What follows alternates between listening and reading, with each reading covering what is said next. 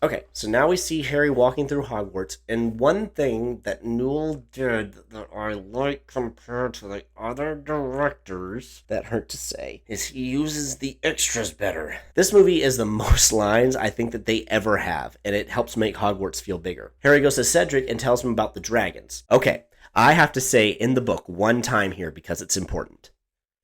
Would you calm down? In the book, while Harry is with Hagrid, he sees Karkaroff in the woods too. So now he knows about the dragons, and Maxime and Karkaroff know about the dragons, so he assumes, rightly, that they'll tell Fleur and Crumb. Harry is a good kid, so he doesn't want Cedric to be the only champion that doesn't know what's coming. That wouldn't be fair. The movie cut Karkaroff finding out, which hurts Harry's motivation. But it also makes this part a little baffling. And Fleur and Crumb, do they? Yes. Why do you think that Crumb knows, Harry? That's really the only complaint here. The rest of the scene is pretty great. Harry yells at Ron for not telling him about the dragons without saying that he should have told him about the dragons, which is actually pretty good motivation for Harry to be angry at Ron, and possibly a better one than anything in the book. Then Malfoy picks on Harry, and Harry just isn't having it today and insults him back, and okay, I have one more complaint. He's vile and cruel, and you're pathetic. Pathetic. Steve, you are a professional screenwriter who had novels to work with. And vile, cruel, and pathetic are the best insults that you could come up with to completely set off Malfoy. It's no wonder that so few of the book's mean characters are actually mean, if that is the height of your verbal assaults. Malfoy gets mad and draws his wand on Harry, but Moody doesn't like people who attack from behind, so he turns Malfoy into a ferret, and it is as funny as it is in the book. Gleason and Maggie Smith's interaction is particularly good. What's excellent about this scene is all of the moments actually feel like they took a second to breathe and play out naturally, and it is a monumental and wonderful change of pace for the rest of this movie. I think this might actually be the longest scene in the movie. The movie thought Harry telling Cedric about the dragons was admirable and decides to help him with the task, so he takes him to his office. Harry notices the faux glass, which helps Moody keep an eye on his enemies, and if he can see them clearly, they're right behind him. This is pointless and stupid because A, it's never brought up again, and B, he's a spy for Voldemort. Fumbledore is in this castle. There should be a blurred outline of him and maybe a few of the other teachers. But instead, we see the faces of old people we don't know and probably aren't at Hogwarts. So it doesn't even do what we're told it's supposed to. Moody asks Harry what his plan is. Harry doesn't have one, so Moody says that he needs one. The others will have one, and he implies that Cedric is some kind of magic prodigy. Your pal Diggory. By your age, he could turn a whistle into a watch and have it sing you the time. Which is the first time that's ever been brought up in either medium. Miss Delacour. She's as much a fairy princess as I am. Fleur is really conniving, which is the only hint of that we ever get, and Crumb is an idiot. As for Crumb, his head may be filled with sawdust, but Karkaroff's is not. I have seen no evidence that any of those things are true, nor will I. Moody helps Harry in a very subtle and mildly manipulative way. Come on, Potter. What are your strengths? I'm a fair flyer, Better than fair, the way I heard it. but I'm not allowed a broom. You're allowed a wand. Good writing there. Harry has his plan to get his room, which will be the first time that we've really seen the firebolt in action in this entire dadgum series. We come to the day of the first task. The champions are in a tent. Harry gets close to the edge of the tent, and Hermione starts talking to him before becoming overcome with worry and hugging him, only to be caught in a photo by Rita Skeeter. What comes of that? Absolutely nothing. There are better ways to build up the danger than having Harry and Hermione awkwardly talk through a tent and then get caught in a compromising situation that goes absolutely nowhere and leads to nothing. Shut up about that forever. Hermione leaves the tent,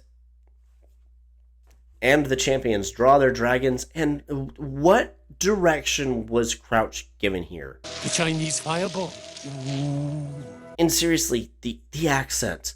These represent 4 very real dragons, each of which has been given a golden egg to protect. I am not familiar with all of the accents of the British Isles, but I suspect that this isn't one of them. They are all tasked with taking a golden egg from their dragon, which contains a clue for the next task. The task begins at the sound of the cannon, and I really hate this recurring gag of the cannon being fired early. Good luck, champions. Mr. Diggory, at the sound of the cannon, you need... But it is fired, and Cedric goes first. This sequence of Harry waiting is frustrating. People chant Diggory, and then we cut to a shot with a long, slow zoom of Harry, and then a close-up, and Fumbledore says that 3 of the champions have finished the task. I could have done this scene better when I was 16. And a better way to do it is so obvious that I misremembered it as being done that way. There should be a montage of sound while Harry sits, getting more and more nervous. We hear sounds of people reacting to what the champions are doing. Each champion gets called out. Have them all standing near each other, so as each champion is called out, Harry becomes more and more alone and scared. More dragon sounds, etc. Not just Cedric walking out and now everyone's gone but Harry and it's his turn. Champions have now faced their dragons, and now our 4th and final contestant. That doesn't do anything for tension. But that is what happens, and he walks out.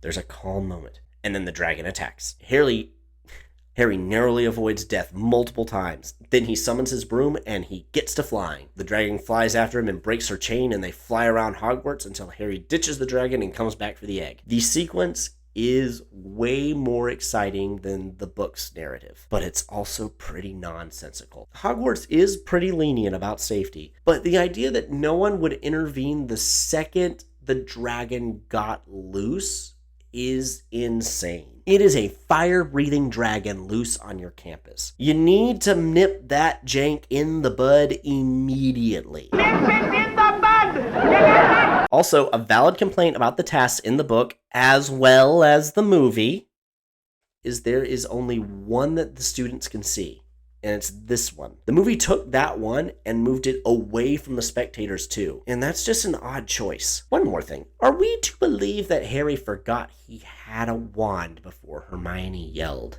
"You wand, Harry!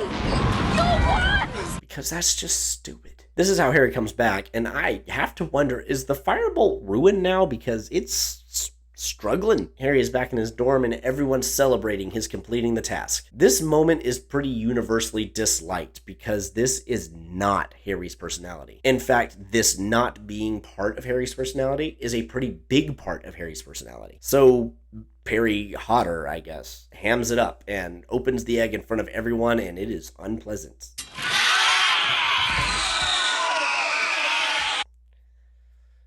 Way to steal the ring race, screamed Newell. Harry closes it up real quick and sees Ron looking sheepish in the corner, so they make up, and I like how everyone in Gryffindor is clearly uncomfortable with their fight. It helps sell the idea that Gryffindors are a family. That being said, I kind of hate how this reconciliation is written because it doesn't make a whole lot of sense. I reckon you have to be barking mad to put your own name in the Goblet of Fire.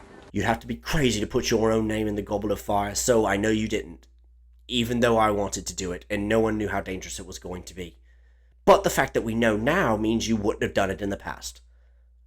Wait, I think I've talked myself back into not believing you. And is Harry seriously surprised that everyone thinks that he put his own name in? I wasn't the only one who thought you'd done it. Everyone was saying it behind your back. Brilliant. The confusing way that Ron tried to tell Harry about the dragons is really funny. I told Hermione to tell you that Seamus told me that Bavati told Dean that Hagrid was looking for you. Seamus never actually told me anything, so it was really me all along.